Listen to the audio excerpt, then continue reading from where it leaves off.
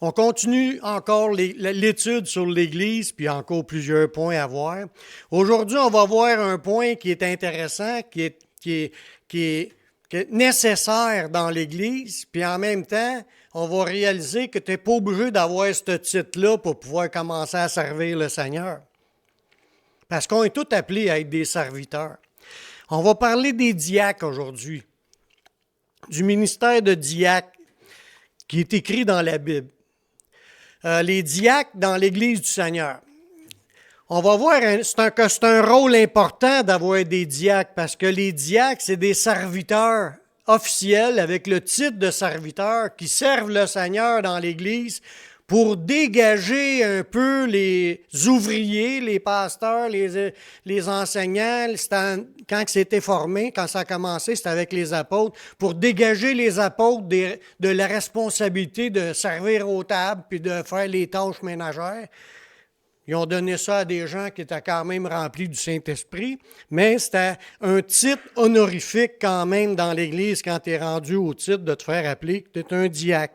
Mais dans le fond, diacre, on va voir ce que ça veut dire comme mot, comme implication, puis qu'on va voir que ça s'adresse aussi pour tous ceux qui n'ont pas le titre.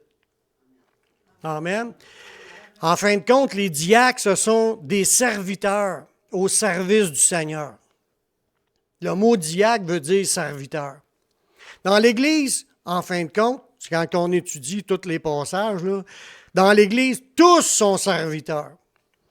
Puis il y a ceux qui ont reçu le titre de serviteur.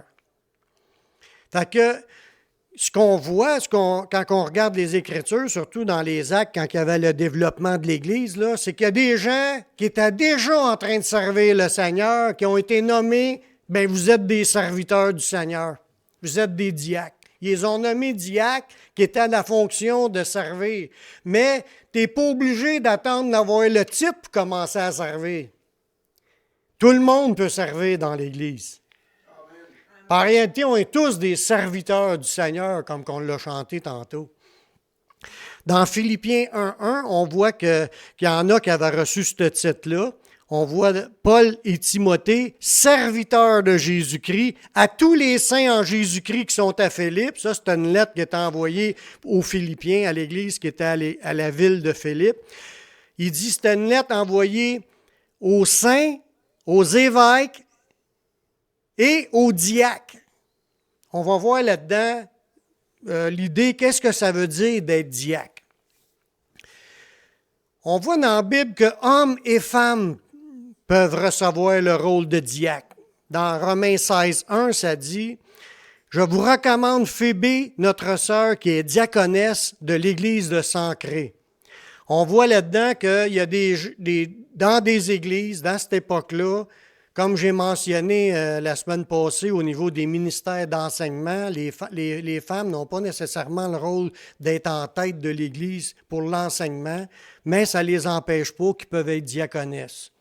Peuvent être des diacres, des femmes qui servent le Seigneur, des servantes du Seigneur, avec le titre de servante donné par une Église qui reconnaissait qu'elle avait le don parce que c'était une personne qui était volontaire à vouloir servir le Seigneur. Fait que quand tu es volontaire à vouloir être des serviteurs, quand tu es volontaire à vouloir être serviteur, puis que les gens réalisent que tu as le don, puis ont besoin de serviteurs officiels pour faire certaines tâches, bien là, elle a été nommée pour être diacre.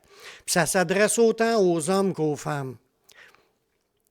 Ils sont nommés comme des serviteurs officiels de l'Église. Puis là, ils s'investissent dans leur ministère. Puis plus qu'ils vont s'investir puis qu'ils vont être fidèles dans leur ministère, ça va leur donner une grande assurance dans la foi. C'est ce qu'on voit, c'est écrit dans 1 Timothée, chapitre 3, le verset 13. Ça nous dit, en parlant des diacres, « Car ceux qui remplissent convenablement leur ministère, ils s'acquièrent un rang honorable et une grande assurance dans la foi en Jésus-Christ. » Ça ne fait pas juste avoir un titre, puis que les gens le reconnaissent qu'elle a le titre, puis qu'il peut y donner des encouragements et des honneurs. Ça ne va pas jusqu'à là, ça va même plus loin que ça. Ça va te booster spirituellement, de te faire nommer, de te faire reconnaître comme diacre, puis de pouvoir te servir encore plus en plus intensément dans l'œuvre, puis que là, Ça va t'encourager au point que ça va te booster dans ta foi. Quand tu remplis convenablement ton ministère. C'est pas juste le fait d'obtenir le titre de diacre qui va te booster. C'est quand tu sers convenablement, quand tu le mets en pratique, ton rôle, qui va te booster dans la foi. Puis ça, c'est pas juste pour les diacres. Parce que même quelqu'un qui n'a pas le titre de diacre, mais qui sert le Seigneur intensément, ça dit, comme ça dit dans Jacques, que celui qui met en pratique la parole, là, puis qui persévère, puis qui n'est pas un auditeur oublieux, mais qui se met à l'œuvre, il va être heureux dans son activité. Quand tu sers le Seigneur, il y a de quoi qui se passe en dedans de toi, il y a une satisfaction, puis il y a un boost qui va s'installer dans ton cœur quand tu te sens dans l'action. Mais tu n'es pas obligé d'attendre d'avoir le titre de diacre pour vivre cela. Tu peux être, comme je disais tantôt, on est tous des serviteurs du Seigneur, puis on peut être tous des serviteurs intenses à vouloir servir le Seigneur, puis vous allez vous sentir boosté, satisfait, heureux en dedans de vous dans votre accomplissement quand vous servez le Seigneur. Je parle par expérience, moi je suis comme ça. Ça me bénit quand je joue, que ça avance, puis que les choses vont bien, parce que je fais ce que je peux, puis je pousse. Mais l'ensemble, tout le monde peut vivre ça. Ce n'est pas juste celui qui a le titre de pasteur ou de diacre. Tout le monde peut se sentir comme cela. Pour recevoir le rôle de diacre, parce que là, on parle de nommer des diacres dans une église, puis les diacres, c'est pas des jeunes sauvés qui viennent juste d'accepter le Seigneur. C'est des gens qui sont ancrés dans le Seigneur, solides dans le Seigneur, qui servent dans le Seigneur. Il faut qu'il y ait une reconnaissance par l'Église que c'est une personne qui est mature dans le Seigneur. Pour recevoir le rôle de diacre, il fallait une certaine maturité dans le Seigneur. Puis les caractéristiques d'un diacre sont presque les mêmes que celles d'un évêque. Sauf au niveau de l'enseignement, ce n'est pas obligatoire qu'un diacre soit un enseignant et qu'il soit capable d'expliquer la sainte doctrine puis tout ça. Il n'est pas obligé. Mais il faut quand même que ce soit une personne qui a un bon témoignage de sa vie chrétienne. On voit ça dans 1 Timothée au chapitre 3, le verset 8. Les diacres, ils doivent être honnêtes, éloignés de la duplicité. Ça, c'est d'être hypocrite. Des excès du vin, ça veut dire, ça ne dit pas qu'il ne boit pas de vin, mais qu'il n'en fait pas d'excès. Qui est éloigné d'un gain sordide aussi. Il n'est pas là pour l'argent. Surtout dans les églises du Québec, la majorité des diacres, c'est tous des bénévoles. On n'est pas là pour faire de l'argent, puis il n'y a pas juste les diacres, même les pasteurs. Ça dit qu'il faut conserver le mystère de la foi dans une conscience pure. Ça veut dire qu'il faut être vrai, là, authentique, spirituellement, qu'on sert le Seigneur, puis on fait attention de vivre d'une manière qui est irréprochable. Là, ça dit, c'est là qu'on voit que dans le critère, il faut que la personne le vive, mais il faut qu'elle soit reconnue par les autres aussi qu'elle vit une vie conforme à la volonté de Dieu. Ça dit qu'on les éprouve d'abord et qu'ils exercent ensuite leur ministère s'ils sont sans reproche. On voit qu'il faut quand même qu'il y ait une certaine maturité dans le Seigneur. Puis là, ça nous parle des femmes. Les femmes, de même, doivent être honnêtes, non médisantes, sobres, fidèles en toutes choses. Les diacres doivent être mariés d'une seule femme puis diriger bien leurs enfants et leur propre maison. On voit là-dedans que même pour être un serviteur au niveau officiel reconnu par l'Église, il fallait que tu aies un mode de vie quand même exemplaire. Quand on parle de diacre, le mot que là, c'est diakonos. Le mot grec Puis ça, ils disent que ça veut dire domestique, un subordonné ou un messager. C'est celui qui est aux ordres d'un autre. C'est un serviteur. Un diacre, c'est celui qui est en charge par l'Église pour veiller aux pauvres puis de distribuer de l'argent collecté pour aider les pauvres, tout ça. Les tâches monétaires, de l'administration, de même le ménage. Ça peut être des diacres qui font le ménage. C'est du monde qui servent le Seigneur dans l'Église, mais ils ne demandent pas des tâches comme d'enseigner dans l'Église. C'est pas leur job. Ils n'ont pas la nécessité d'être des enseignants. C'est des gens qui veulent servir puis qui veulent être au service de l'Église, des services des frères et sœurs. Puis il rajoute aussi, c'est le garçon, celui qui sert les plats et la boisson. Servir aux tables. C'est là qu'a commencé le ministère de diacre, pour servir aux tables, dans les repas. Ce qu'il faut bien comprendre là-dedans, comme que je l'ai répété plusieurs fois aujourd'hui, là, le Seigneur appelle tous les disciples à devenir des serviteurs. Parce que là, le mot diacre, ça veut dire serviteur, là, mais il appelle tous les disciples à être des serviteurs. Dans Jean 12, 26, c'est le verset que j'ai lu au début de la réunion, ça. Si quelqu'un me sert, qu'il me suive, et là où je suis, là aussi sera mon serviteur. Il ne parle pas juste du diacre, là, il ne parle pas juste de l'ouvrier, du pasteur, il parle de tout le monde. On est des serviteurs du Seigneur. Il faut être à l'endroit où ce que le Seigneur nous appelle. Et pour qu'on serve le Seigneur, il faut être à l'écoute du Seigneur, puis se laisser diriger dans le plan de Dieu, dans les œuvres que le Seigneur nous appelle. Être des serviteurs, c'est la job de tout le monde dans l'Église. Même si tu n'as pas le titre de diacre, qui est officiellement un serviteur, le serviteur officiel ou les serviteurs officiels. Dans la Bible, dans la langue grecque, il y a 5 termes pour désigner le mot serviteur. Parce que nous, en français, quand on lit le texte, là, on lit en français, on voit serviteur d'un verset, serviteur à une autre place, serviteur à une autre place. Mais en réalité, dans la langue grecque, il y en a 5 mots différents pour désigner serviteur. Puis ils ont tous un sens différent. Que nous, on dit tout le temps serviteur en français, mais dans le grec, il y a 5 sens différents. Puis tous les chrétiens sont appelés à être dans les 5 sens. À le croire qu'on est des serviteurs, mais dans les sens qui sont écrits là. Je vais vous les nommer, puis je vais vous mentionner un verset qui nous le dit à chacun des sens. Il y a le mot serviteur que pour le mot grec doulos. Le mot doulos, c'est serviteur qui a été pris. Des fois, ça a été esclave. Puis, c'est écrit aussi servitude. Puis c'est ça, c'est le mot habituel pour le mot esclave. Mais des fois, nous autres, c'est traduit serviteur, fait qu'on lit la phrase et on ne comprend pas que ça parle d'esclavage, qu'on est des esclaves en même temps. Dans Jacques 1.1, Jacques chapitre 1, verset 1, Jacques lui-même commence « Jacques, serviteur de Dieu et du Seigneur Jésus-Christ, aux 12 apôtres », c'est le même qui présente sa lettre. Puis le mot « serviteur », on lit « serviteur » nous autres, mais c'est le mot « esclave » qui aurait dû être là.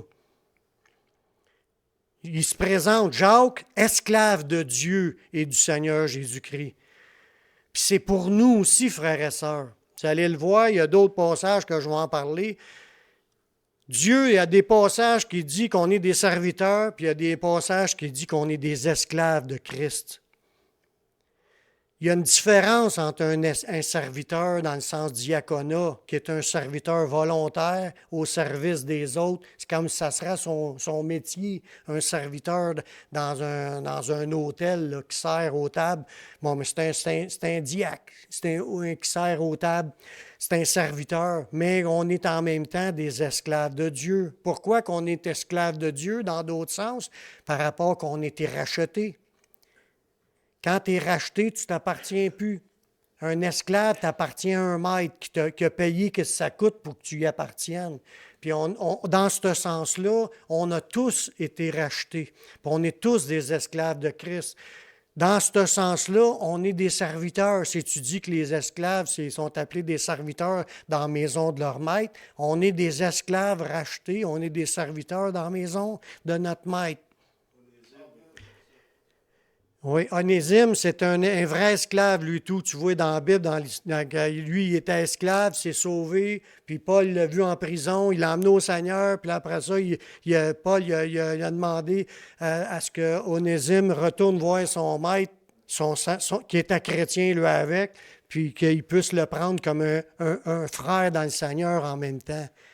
Dans ce temps-là, l'esclavage existait, puis il y avait des chrétiens qui étaient serviteurs de Dieu, esclaves de Christ, en même temps esclaves d'un autre chrétien. Imaginez comment ça se passait dans ce temps-là.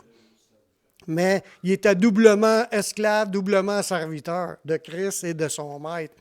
Mais veut pas, quand on sert le Seigneur à notre travail, on est des serviteurs, c'est le même terme, pas esclaves de notre boss, mais on est quand même des serviteurs qui exécutent notre travail qui nous est demandé, puis on est des serviteurs comme le mot diacre. Le deuxième mot qu'on regarde pour qui désigne serviteur, c'est thérapon, qui a été traduit par Louis II par serviteur. C'est simplement quelqu'un qui rend service à un moment particulier, comme quelquefois comme esclave ou plus souvent comme un homme libre qui rend service volontairement. Il est incité par le devoir ou l'amour, puis là, il sert. Puis là, on voit ça que Moïse, lui, il était appelé serviteur dans le sens thérapon parce qu'il était volontaire à vouloir suivre son Dieu.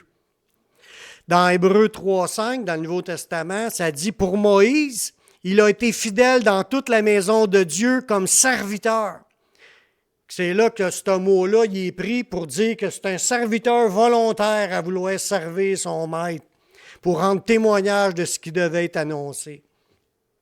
Puis en fin de compte, nous aussi, on n'a pas été forcés d'aller à Jésus puis d'être rachetés par lui. On est tous des esclaves volontaires. Il y avait un chant qu'on chantait dans les chants des ailes de la foi, les anciens chants, esclaves volontaires. Parce qu'on a décidé de s'engager à suivre Jésus. C'est volontairement qu'on s'est livré pour devenir son esclave, pour devenir son serviteur. Est-ce qu'il y a des amen de temps en temps? Parce que là, ça s'adresse à chacun de vous, autant que ça s'adresse à moi. On est des esclaves, on est des serviteurs. Puis je le sais que c'est pas une place qu'on aime. On veut se faire appeler fils du roi. Là, on veut les postes bien élevés. Là, on veut être les fils de Dieu. Oui, c'est sûr qu'on l'est aussi, mais Jésus, il est venu comme un simple homme, comme un serviteur. Ça nous le dit dans Philippiens. Un autre terme qu'on voit, c'est le terme diaconos, qui veut dire, c'était traduit des fois par ministre, serviteur, magistrat, diacre, diaconesse.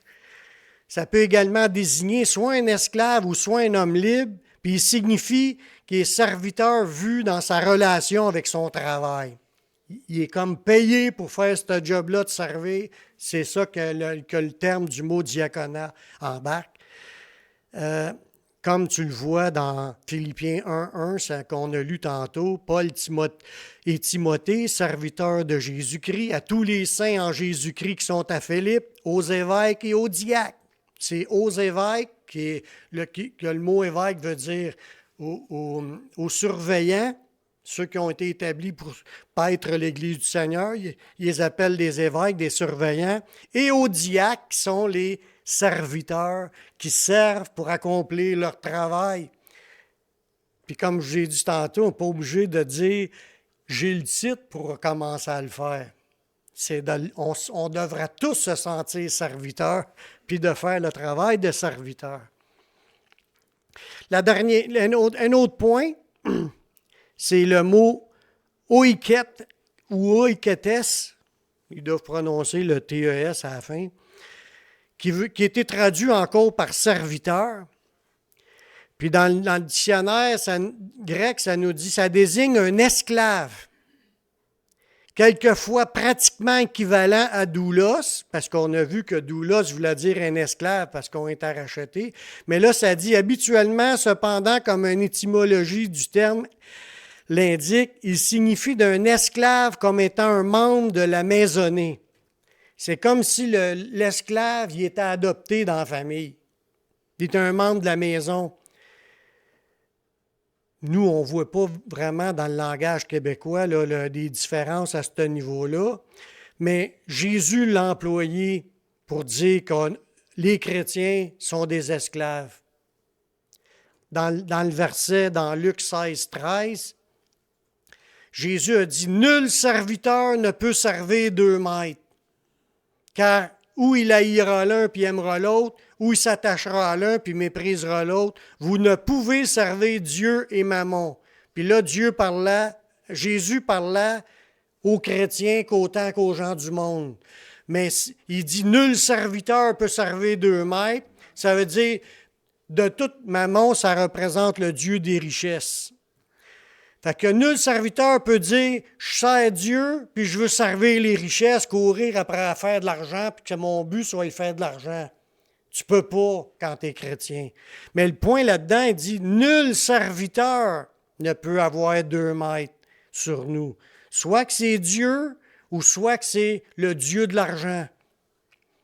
Mais ça s'adresse à qui le terme d'être un esclave qui fait partie de la famille? C'est à nous. On a été rachetés, on est devenus enfants de Dieu, on est des esclaves rachetés, mais on est en même temps adoptés. Fait que ça s'adresse à nous, ce terme-là. Puis quand que nous, on lit en français, c'est marqué « Nul serviteur ne peut servir 2 maîtres », on ne comprend pas la profondeur de ce terme-là si tu ne vas pas fouiller comment Jésus, lui, l'a pris comme... Il n'a pas pris juste les diaconos là, qui ne peuvent pas avoir 2 maîtres. Il a dit les esclaves ne peuvent pas avoir 2 maîtres. Il faut bien vraiment réaliser qu'aux yeux de Dieu, il nous voit vraiment comme des esclaves, on est adoptés, mais qu'on devrait quand même penser qu'on est des esclaves qui doivent servir notre maître. Amen. Amen. Je le dis pour vous.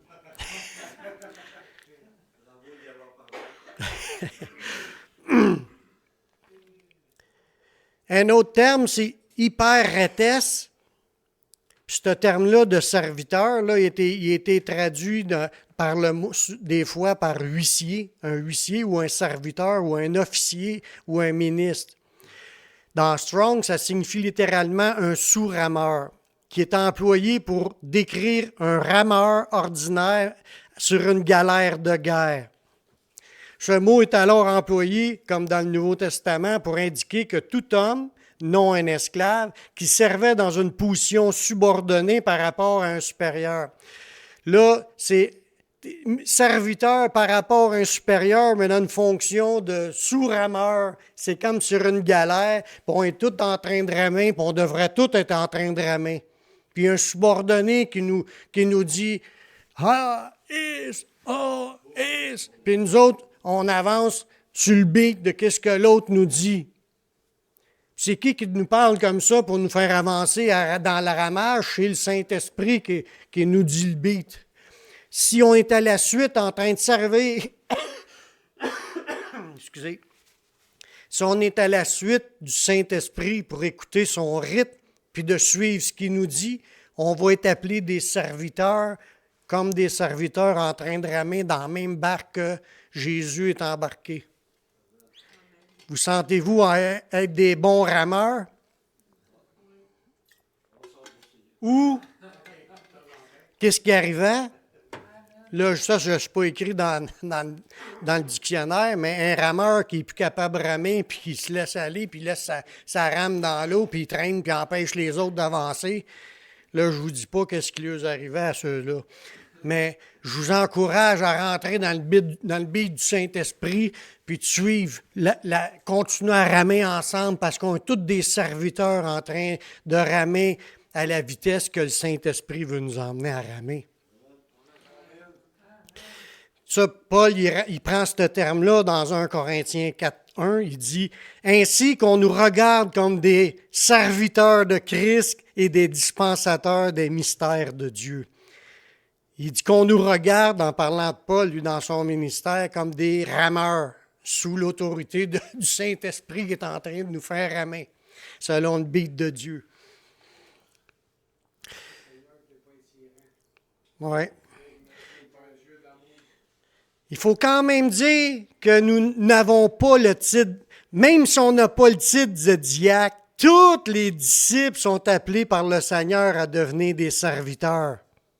Dans tous les points qu'on vient de lire là, c'était comme des On peut dire c'est des paraboles, ces termes-là, là, parce qu'on n'est pas des esclaves encore. Même une fois que même si tu as le titre d'esclave de Christ, tu n'es pas un esclave fouetté par Christ, là, comme dans un vrai esclave. Là, puis on n'a pas été attaché avec des chaînes, dans le fond, à quelque part. C'est le contraire. Nous, notre maître, il veut nous détacher de nos chaînes. Ouais. Mais il faut quand même se le dire qu'on est des serviteurs de Jésus-Christ. Dans Matthieu 20, le verset 26, en parlant il parle aux chrétiens là, dans l'Église du Seigneur. Il parlait de les tyrans, ils se font appeler bienfaiteurs. Hein? Puis c'est vrai, là, il y a des gens dans le monde là, qui sont tyrans, ils mènent le peuple en commandant puis en ordonnant des choses que des fois on ne comprend pas, là, puis ils se font appeler bienfaiteurs. Puis là, ça dit dans Matthieu, c'est Jésus qui parle, il n'en sera pas de même au milieu de vous, en parlant des chrétiens dans l'Église du Seigneur. Mais quiconque veut être grand parmi vous, y en a-tu qui aspirent à être grand dans le Seigneur? Non, pas physiquement, oui, vous avez fini de grandir, mais pas spirituellement. Les titres que le Seigneur veut nous donner, mais si tu aspires à être grand, puis pas juste dans ce monde, dans l'après-vie, dans la vie éternelle, si tu aspires à être grand, qu'il soit votre serviteur. Ça veut dire qu'il savait que dans l'Église, il y aurait du monde qui chercherait à être grand en étant du tyran sur les autres, mais il dit ça ne doit pas être de même dans l'Église. Et il dit, si tu veux être un grand qui mène les autres, il faut que tu sois le serviteur. Puis il va plus loin, ça c'est le mot diaconos, c'est le mot diacre.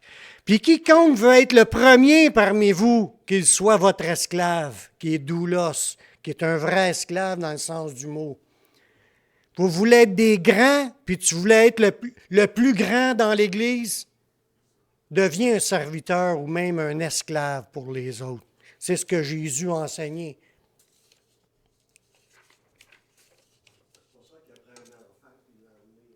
Ouais. Paul se dit lui-même là, que lui est un doulos, qui est un esclave. Dans les versets, là, il y a des versets qui mentionnent que Paul, il se considérait un esclave, comme Jacques, je l'ai lu, il se considérait comme un esclave. Les apôtres, eux autres, ne cherchaient pas à se penser, on est des apôtres, puis on mène l'Église. Non, ce sont les esclaves. Dans leur esprit, là, ils prenaient, moi, je suis là pour servir tout le monde. Je suis là pour... Ils ne servaient pas aux tables parce qu'il aimait mieux prendre plus de temps à prier puis à y prêcher la parole, étudier la parole puis la prêcher. Puis là, ils ont mis des serviteurs qui s'appelaient diaconos, des gens qui étaient au service aux tables pour remplacer l'ouvrage manuel de servir aux tables. Mais même encore, c'était des gens remplis du Saint-Esprit, des gens qui étaient affermis dans le Seigneur et qui avaient un bon témoignage. Fait que plus tu veux donner une influence dans l'Église, cherche plutôt à l'intérieur de toi de devenir un serviteur et même un esclave des autres, à être au service des autres. Puis Dieu, il regarde ça, puis il dit, celui qui s'abaisse, il va être élevé. Celui qui s'élève va être abaissé. C'est pas à cause qu'aujourd'hui qu'on voit des pasteurs, là, je dis pas qu'ils sont tous de même, là, mais si tu vois un pasteur d'une église de 10 000 personnes, là, puis là, il a de l'air dans une position énorme, puis peut-être en dedans de lui, il centre d'orgueil, puis il va être le plus petit rendu l'autre bord. Le poste d'aujourd'hui qu'on occupe n'a rien à voir avec notre position dans le Seigneur.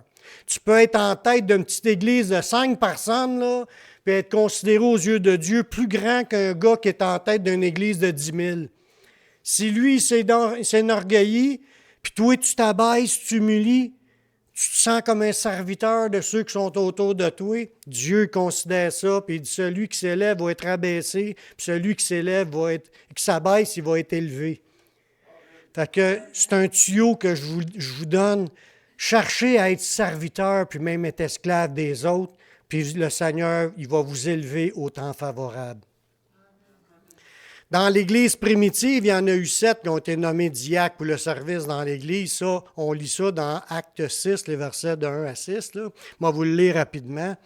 En ce temps-là, le nombre des disciples augmentant, les Hellénistes murmurèrent contre les Hébreux parce que leurs veuves étaient négligées dans la distribution de ce qui se faisait chaque jour. Parce que dans cette période-là, au début de l'Église, là, il y avait 3000 personnes qui s'étaient rajoutées, puis là, ça l'augmentait, puis là, il y avait des pauvres parmi eux, fait que les gens vendaient leurs propriétés, ils donnaient l'argent aux pauvres, puis là, ils se servaient de cet argent-là pour donner à du monde pauvre dans l'Église, pour nourrir. Mais là, la distribution était mal faite envers certaines veuves qui n'avaient pas reçu leur portion, par rapport, il y avait trop d'ouvrages à faire, il y avait trop de monde. Là, les 12 ont convoqué la multitude des disciples. C'est là que c'est à peu près la même chose qu'on fait quand on fait une réunion annuelle. On convoque tous les disciples pour prendre des décisions, qui vont être nommés diacres. Mais c'est ce qu'ils ont fait. Les 12 convoquèrent la multitude des disciples et dirent, il n'est pas convenable que nous laissions la parole de Dieu pour servir aux tables. C'est pourquoi, frères, choisissez parmi vous 7 hommes de qui on rend un bon témoignage. On voit qu'il fallait qu'il y ait un bon témoignage. Qu'ils soient remplis d'Esprit Saint et de sagesse, que nous chargerons de cet emploi, de servir aux tables dans l'Église. Et nous continuerons à nous appliquer à la prière pour le ministère de la parole. Cette proposition plut à toute l'Assemblée, puis ils ont élu Étienne, homme plein de foi et d'Esprit Saint, Philippe, Procore, Nicamore, Simon, Parménas et Nicolas, prosélytes d'Antioche. Ils les présentèrent aux apôtres, puis après avoir prié, ils leur imposèrent les mains. Puis là, c'est de même qu'ils ont commencé leur ministère de diacre dans l'Église, de serviteur, de service aux tables. Ça n'empêche pas que même s'ils avaient reçu le ministère de diacre, que ces gens-là pouvaient aussi avoir d'autres ministères. Puisqu'on le voit même dans la Bible qu'il y en a un, qu'il y avait aussi le ministère d'évangéliste. On le voit dans Acte 21, le verset 8. Nous partîmes le lendemain, nous arrivâmes à Césarée, est entré dans la maison de Philippe, l'évangéliste. Là, il a commencé comme diacre dans l'Église, puis il était rendu évangéliste, appelé l'évangéliste, qui était l'un des 7. Nous logeâmes chez lui. Des fois, on se dit, ouais, mais là, je suis diacre, ben moi, j'aspire que le Seigneur m'utilise à plus que ça.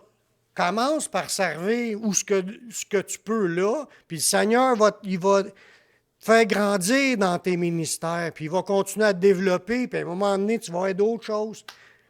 Ça n'empêche pas que tu peux avoir 2 ministères dans l'Église. Le point n'est pas là. Le point est que tout le monde, on devrait être des serviteurs puis des esclaves dans notre pensée et dans l'action, puis qu'on peut être nommé à un moment donné pour s'occuper des choses d'administration, comme dans un CA. Un CA, c'est des tâches administratives, comme servir aux tables aussi quand on fait des agapés, c'est encore des tâches de service de diacre, ça là. Servir, c'est servir. C'est pas pour se penser, j'ai un titre puis je vais être servi. Non, c'est le contraire. Tu as le titre pour servir. Puis j'amène un dernier verset, la dernière pensée. Puis ça c'est comme but qu'on doit avoir pour nous tous, là, dans Galates 5,13. Frères, vous avez été appelés à la liberté. Seulement, ne faites pas de cette liberté un prétexte de vivre selon la chair. Mais rendez-vous par la charité, serviteurs les uns des autres. On voit là-dedans encore l'appel de Dieu qu'on soit des serviteurs les uns des autres, par amour. Seigneur, je te remercie pour ta parole. Je te remercie pour tes vérités. Grave ces paroles-là dans notre cœur, puis que dans notre cœur, on ait cette passion-là, ce feu-là, ce désir-là de vouloir être des esclaves volontaires, des serviteurs volontaires dans ton œuvre, à servir par amour, parce qu'on aime les frères et sœurs, puis on t'aime, Seigneur. On veut te servir, on veut que l'Église soit formée, plein de diacres sans titre, toute la gang soit des diacres sans titre, mais des diacres qui servent le Seigneur de tout leur cœur. Je te demande de graver ces paroles dans notre cœur, puis qu'on puisse les garder d'une manière fraîche, afin qu'on ne recherche pas ce qui est élevé, mais qu'on cherche à se laisser attirer par ce qui est humble. Je te remercie pour tout ce que tu vas faire dans nos vies, puis on s'en remet à toi. Je te prie dans le nom de ton Fils Yeshua. Amen. Amen.